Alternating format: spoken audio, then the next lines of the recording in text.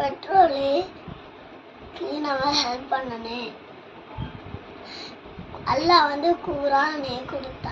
அல்லாஹ் நம்ம வழங்கனே.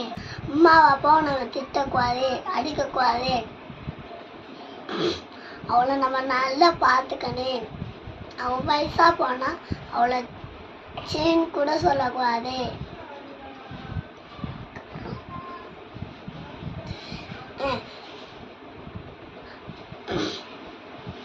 அவங்க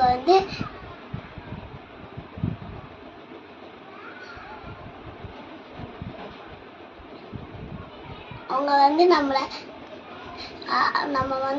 அவங்க என்ன செஞ்சாலும் நம்ம பாசமா இருக்கனே.